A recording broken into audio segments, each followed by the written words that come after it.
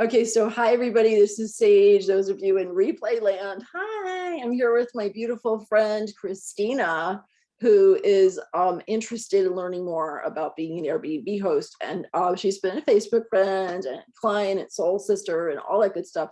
And saw, as some of you might have, one of my Facebook posts about the Airbnb hosting and how well that's going for me. And I reached Superhost last week.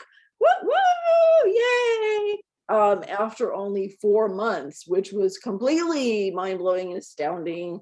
In case you don't know, you probably know a little bit, Christina, about Superhost, but so Superhost, so what happens with Superhost, why that's a big deal, and then we're going to get into all kinds of Airbnb tips for anyone who's interested in thinking about hosting, right? So when you start out hosting, you're a host. After you've had 100 nights booked, and you have to have a 4.8 average review of the 5 stars. And you have to have, the other third criteria is you have to have never canceled an already booked booking, that you as a host need to have 0 cancellations. Now they can cancel, the guests can cancel, but you can't be like, oh yes, you can come and that's great. And then all of a sudden you're like, no, my brother-in-law is coming, sorry, you're out, right? We can't do that to people. So the thing that amazed me, I thought it would take a lot longer. I thought it would take like 6 months or a year. And the nice thing with Superhost is immediately I raised my price again.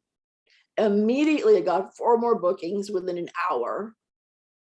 And my occupancy rate, like what percentage of the time it's booked, went up as well. So, and my earnings this month are already $500 higher than what I was averaging. And in fact, I'm happy to show you like the back end of what it looks like. But I just want to start by saying that this is like one of the smartest things I've ever done. Now being an Airbnb host is not for everybody, right? If you don't like the coming and going, if you just kind of don't like people, like if you're not a people person, then it wouldn't be for you. If you think you would be really annoyed by all the changing of the bedding and the laundry, because there isn't a significant amount of that, then it's not for you. For me, it works perfectly because I kind of like people. I like meeting new people from all over the world and just, little short conversations. Honestly, 2/3 of them are self-check-in nowadays, and you don't even see them. They just come and go, right? But the ones I do get to talk to, it's great. I like meeting different kinds of people, and the kinds of people who travel, who do Airbnb, are usually like open-minded, kind of kindred spirit kind of people. One guy is now a poetry pen pal. So he's also a poet, and we're like supporting each other with reading each other's poetry. So you never know, you make new friends, and then you're like, wow, I have a friend in, England or France that says I can come stay with them. I mean, right? So, and I don't actually mind the laundry and the changing over of the room, because the rest of my work, I'm an editor and a writer, and I create spiritual personal growth courses. So I'm sitting my butt in my chair, right? So this is my office, right? Most of us work from home nowadays. So I'm literally sitting in this chair like 5-6 hours a day to do my work that I'm getting paid for, my other work, right? So I need to stand up and move, right? I mean, we all know it's not good to sit for 6 hours. So every, hour or two, I reach a certain like point with my other work, and I'm like, okay, time for a break. So I get up, and maybe on one of my breaks, I will strip the bed and clean the bathroom, and then on my next break, I'll throw it in the laundry and I'll change the bed and I'll replace the snacks, and boom, it doesn't take too long. It might take me anywhere from 30 minutes to 50 minutes. I'd say probably averages about 40 minutes to what you call turn the room, right? And I am super meticulous, which I think everyone should be, in terms of the sanitizing, particularly because we're in the age of COVID, right? So I don't just wipe the bathroom counter and the sink and clean the toilet. I also use like Clorox wipes on like the pull cord for the fan, the light switches, the remote control for the TV, like everything, when they walk in that room, the doorknobs, when they walk in that room, it's sanitized. It's the cleanest room in my house, way cleaner than the rest of my house. Right. But even all that only takes me about 40 minutes, on average. So yeah. And so maybe it might take me like 2 hours a week, but I'm happy to show you, my earnings and all that. And I think too, another consideration in like, should I be an Airbnb host, is it's going to depend on where you live and what kind of place you have. So Christina, tell me a little bit about your situation, and I'm happy to, advise whether that might or might not be appropriate for Airbnb hosting, because some places are and some places aren't, and some you just need to put a little bit of work in to make it suitable. So there was a bit of investment up front for me, but I can share with you like what it is I had to do to my space to prepare it for that. So yeah, tell me about yours and kind of what you're interested in with that. Well, I want to go backwards first and ask you, because I don't even know. Sure. A friend of mine told me the other day that it was 26% of your price goes to Airbnb. No. So what do they get? Like, what does it cost? Oh, sure. Let me share that with you. I'm going to show you the back end. We're going to peel back the curtains.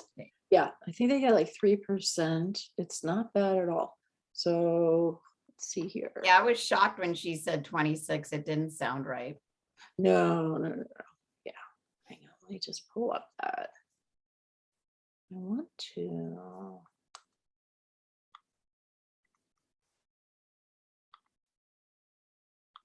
Okay, can you see my screen? Yep. Okay, perfect. So this is my Airbnb, and this is actually showing how much money I've earned. So, and I'm going to show you that answer to your question too. I started my Airbnb hosting like the middle of March. So that's why March is the size that it is. Within 5 minutes of listing my listing, it booked for that day. And I was like, oh my God. I thought it might take like a week or something, I was like, doesn't this take a little time to sort of build the buzz, or for people, I don't know how long the algorithm, what do I know? I was new to the whole thing, right? But literally, like, I put it up and then like, boom, somebody's coming in like 4 hours, like, right? So I was like, whoa. And within 3 days, the whole rest of March was almost completely booked. So I was like, wow, this is taking off really quickly. So I had to kind of get my shit together and get in gear quickly to kind of keep up with the demand. So it's been about 4 months, right? 1, 2, 3, 4 months. And in 4 months, I've received, this is my payout. That's how much. Yeah. I'm so sorry, Sage, because is it a percentage or what? Because that doesn't have a lot of meaning for me. Let me just explain that I don't have a separate area, which is very appealing for people that don't have to engage directly with the host. I don't have that option. We'll be a little bit on top of each other because the bedrooms are upstairs. This is an 1890s house. Right. It's in a very central location in a touristy winery area, but it's not right in the prettiest area. It's close to everything. It's close to Niagara Falls. It's close to the wineries. Yeah, but it is a house, as I said, that tenants really did a number on. And so it's not super flash. It's more like or basic. It's homey. It's like almost like you'd call it eclectic rustic or something. Right. Oh yeah. And it is homey. It's very, but I'm going to be very upfront. My plan, whether I go Airbnb or just like go on Kijiji or something. I don't know what that is, but okay. Well, it's just like Craigslist or whatever. It's just like short-term, some other website. Sure. It's just going to be honest about, if you want super flash and perfection, this is not your place. But if you want, a helpful host, a comfortable place, blah, blah, blah. Yeah. Interaction and this, so. Definitely. And there are people who are looking for everything from cozy, comfortable, warm enough, nice, comfortable bed, clean sheets. If you have a bathroom, that helps too, or a shared bathroom, clean towels, whatever. They're looking for basic because they want budget. They want they're thinking of it more as a crash pad. They're like, look, we're going to be going out doing stuff during the day. And we just want like a nice, safe, cozy place to sleep at night, maybe a shower, right? So they're more price conscious, and then there's people like in the middle who might like something with a little bit more amenities or a little prettier or, whatever. And I happen to have like a garden, so that kind of helps. But I don't, it's not like a hotel room. There's no gym, there's no swimming pool, there's no hot tub. I don't have those type of things. It's a really nice, cute room and a private bathroom and private entrance. So depending on what you have, you price it accordingly. So let me show you here for my current listing right here. I don't know if it's that big enough for you. I think so. There you go. Okay, so over here it'll show this. This is a booking for one night. Okay, and so you set it up. All this stuff you have control over setting up in your back end, how much you charge. So the fee for the night is $90.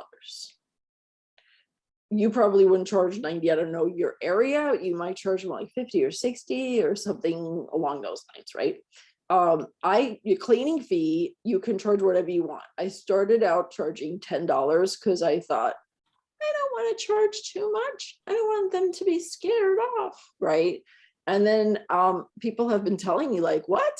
Why are you charging $10? People charge $40, $50 for that because you only charge it once, no matter how long the booking is. So if it's 2 nights, 3 nights, a week, whatever it is, you're only turning the room and changing the sheets and all that once. So you're not getting it for every night. You're only getting it for the booking, right?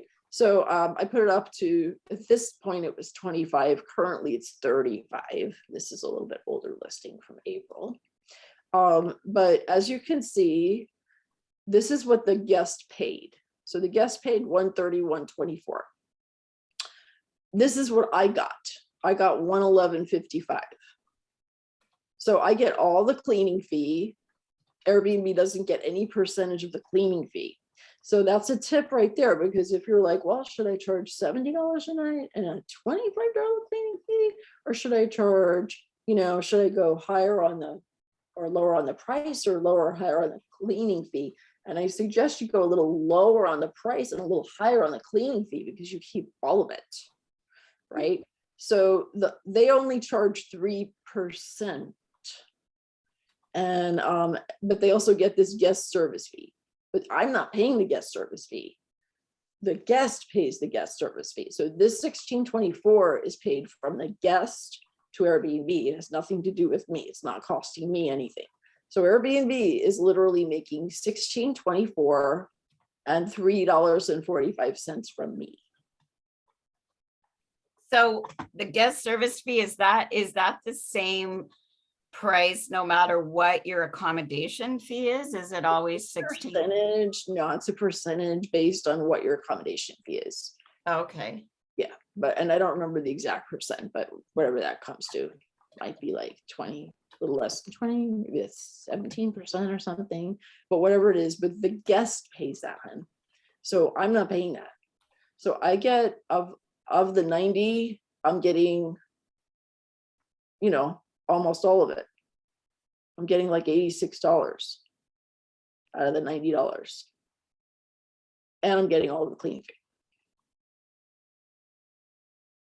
Right. Does that make sense? So I don't know who was telling you some crazy 40% thing, but no. No, she said 20.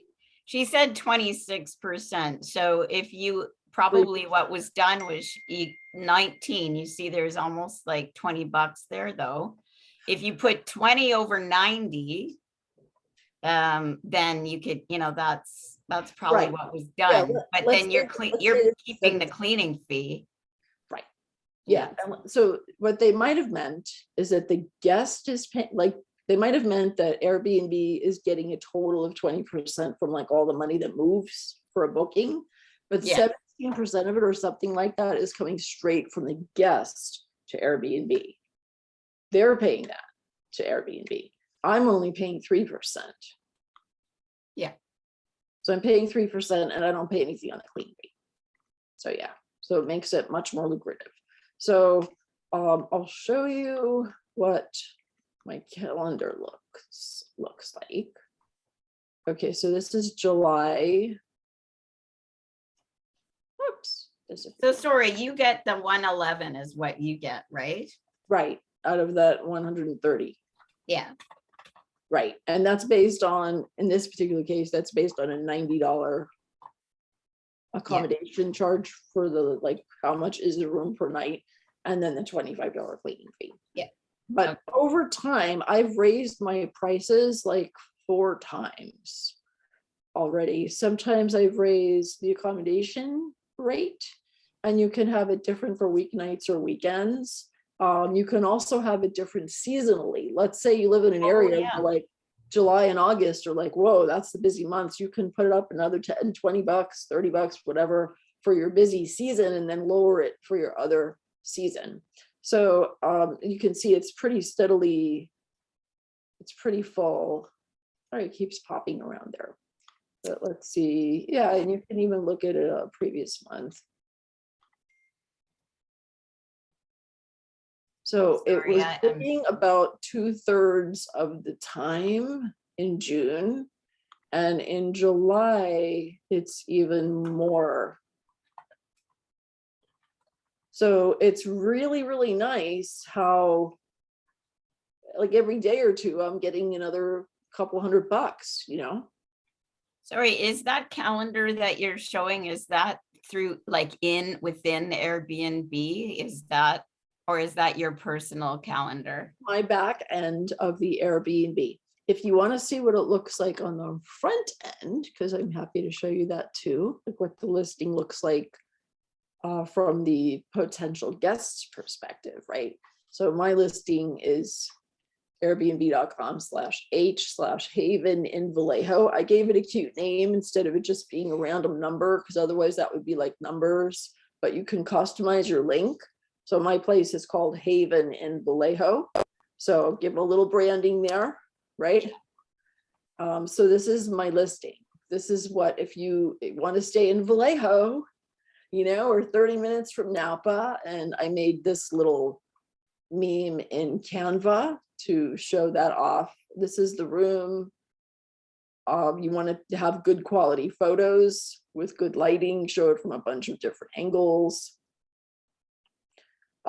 Bathroom, the garden, patio, and so forth. And then I realized that maybe after 2 months, I was like, wow, a lot of our people are coming here because Vallejo itself it's kind of a city suburb. It's a city that's part of the East Bay / North Bay, like Bay Area, right? So we're like half an hour from Berkeley, half an hour from Napa, about 40 minutes from San Francisco. But Vallejo itself doesn't have a big draw. It's kind of like your place where you are. Your area within 5 square miles or 10 square miles of where you are maybe doesn't have a big draw. But how far away are you from Niagara Falls?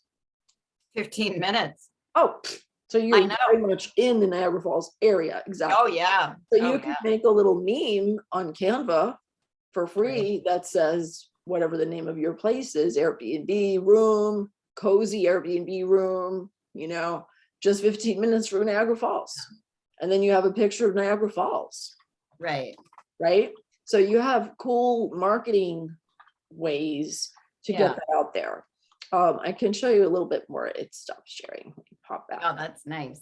Yeah. Yeah, exactly. And I haven't even really had to do any marketing. Like people ask me, how much are you promoting it?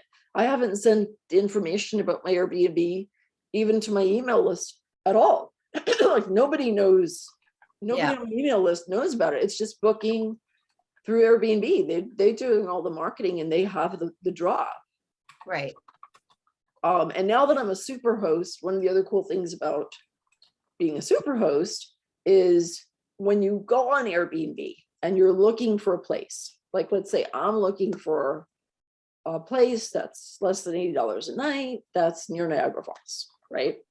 I might put in my dates, and then Airbnb gives you a choice.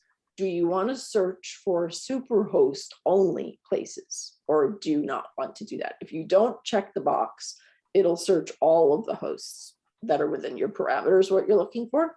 But if you click that box, which I, as a guest, I always click that box. And there are a lot of people that always click that box, because if you look for Superhost places first, you know those people have their act together. You know those people, the place they're offering you fits the description. Yes. They're responsive, they are friendly, they are warm, they're going to take good care of you. You're going to love your stay there, because their score is 4.8 out of 5 or higher, and they've had 100 bookings or more. So they have proven that they've had review after review after review of happy guests. So when I'm searching, I always look for Superhosts first. Right. If I don't find what I'm looking for from a Superhost, then I'll look for the wider category of, you know, mostly newer hosts, or maybe not as great hosts. So it's even, now that I'm a Superhost, it's even like faster to book. It's just like, my goodness, it's going to be, you know, it's going to be like probably 90 something percent occupancy. The average occupancy is about 67% on Airbnb. So if you're filling about 2/3, you know, like 20 nights out of 30, you're doing average, you know. So then the listing, you have lots of things that you can customize. So this is the description, the spot where you put your description. And you guys are welcome to screenshot that. And I try to be really detailed. And I did recently get a microwave. I am not a microwave person. I don't personally use microwaves, but a lot of people, especially when they're traveling, they have leftovers, you know, and they kind of want to heat up their dinner leftovers the next day for their lunch or breakfast or whatever. So, so that's nice. And then I also recently added an air conditioning unit, which we don't really need air conditioning in this area that much. Maybe like 10 or 15 days out of the whole year. Is it hot enough to where the house needs air conditioning? But here's what I realized. People don't know that. Yeah.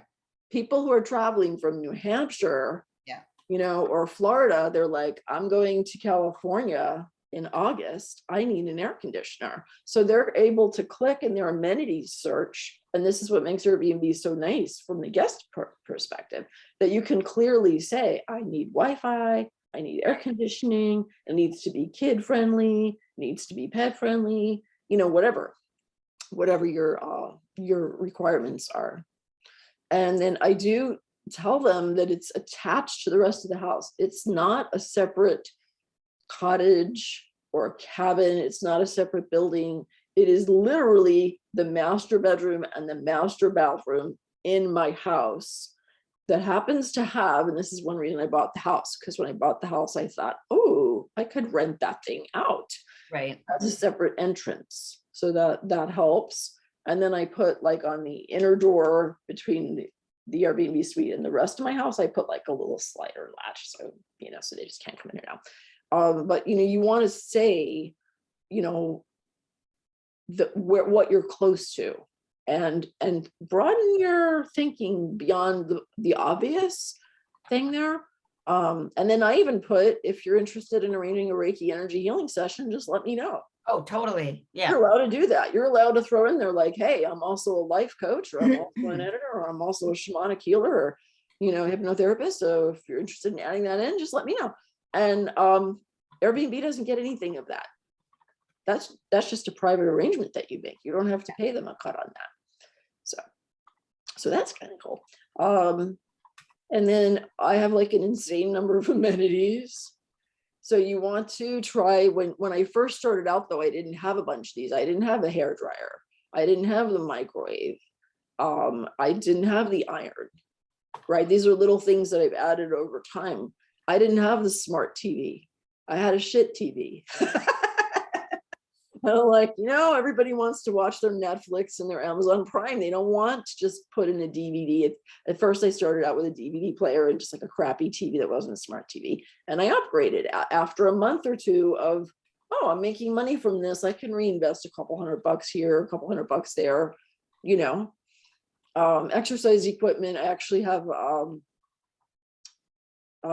stationary bike. I have an exercise bike on the patio that they can use, and I have dumbbells. And then I put stuff for kids. Although I will say that the one time we had a young child, they didn't like, the child was a 2-year-old and did not like the dog barking. So I have dogs, and I let them know in the listing, there are dogs on the premises. You will hear dogs barking.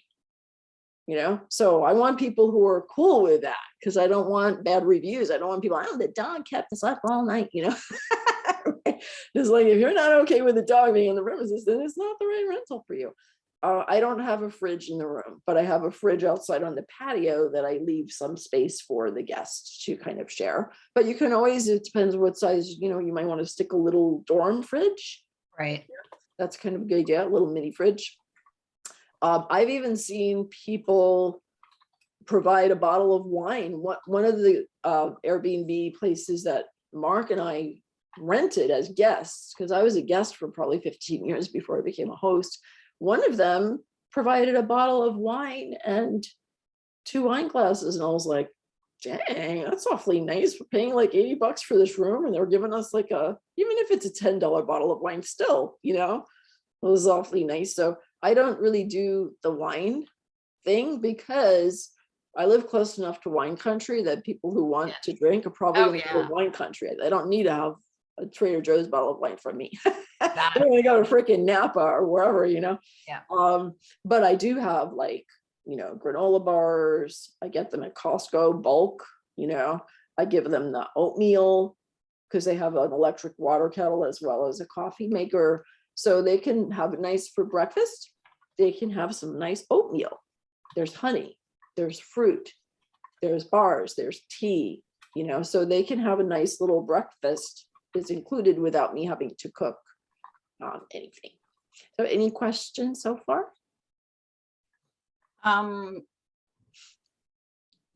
You're answering a lot of my questions, so that's great. Unfortunately, not unfortunately, but I have a client coming pretty soon. No problem. Well, we can complete. Yeah, no problem. Yeah, so I can't continue too much longer. Sure, let me see if I had a list, because I had a list of things I wanted to make sure that I shared with you. You hit on a lot of stuff, which is neat. And I see that you said snacks. So you supply snacks too? I do. I supply snacks. I do. Yeah. What kind of snacks? Yeah, so like granola bars, like I was saying, I get them from Costco. I buy them in bulk, like a huge box of bars. You can get them anywhere, that you get the bars. Sometimes I'll even put chocolates on the pillows. And that's a really sweet touch, especially if a couple is coming. I'll put a chocolate, a little chocolate, just like a little Lindt chocolate or, Hershey Kiss or whatever. One on each pillow, and people just love those extra little touches. They're like, oh my God, a piece of chocolate is on my pillow. How did that happen? And what did it cost me? Like 25 cents or something? Yeah, exactly. Those little things that make a difference where people are just thrilled and love the place, So preparing your space, you want to make sure your bed is pretty good. Towels, I get towels from Costco. Wayfair is another place to get pretty good, affordable stuff for your linens. Mugs, teaspoons, coffee maker, tea kettle. Oh, go to the local Chamber of Commerce and get the brochures and maps. Yeah. Spread a bunch of those out. Yay.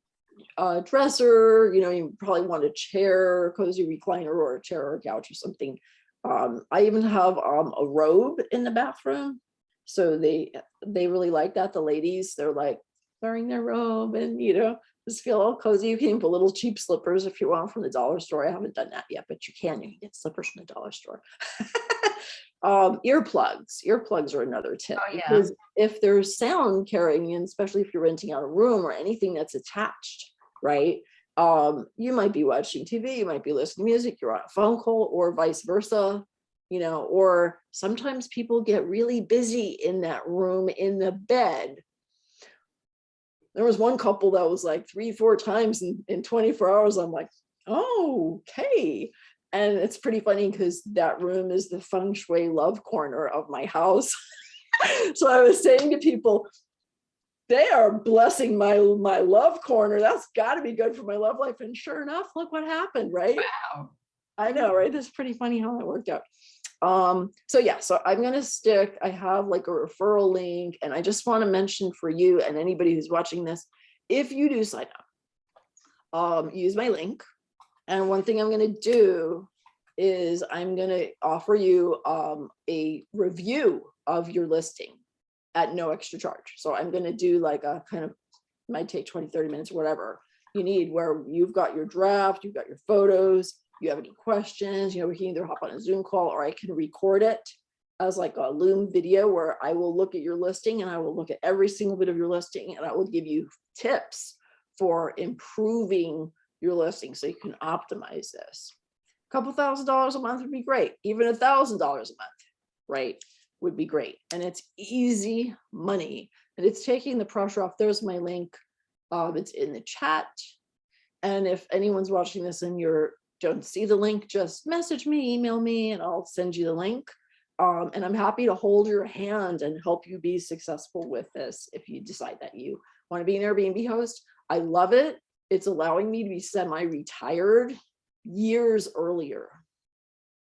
So having that 2,000 and now it's going to be 2,500 a month, I can see, because of Superhost, and this month it's 2,500. That's most of my mortgage. I have a $3,100 mortgage in the Bay Area, and 2,500 of it is being paid by Airbnb guests, which is a huge relief. So that puts my actual housing cost down to like $600 a month. So with your insurance, once Great you question. started doing this, didn't you have to Nope. change it? I did not do that. I don't know if that's required or not, honestly. But what I do know about insurance is that Airbnb includes up to $1 million of insurance of both property and liability. $1 million,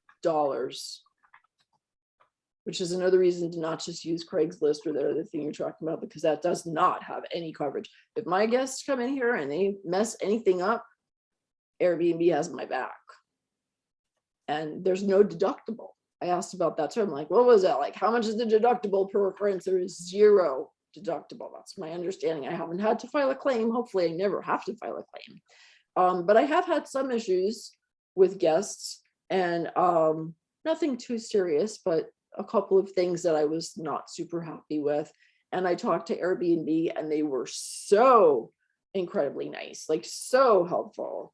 I absolutely love the company. I really feel like they take good care of people.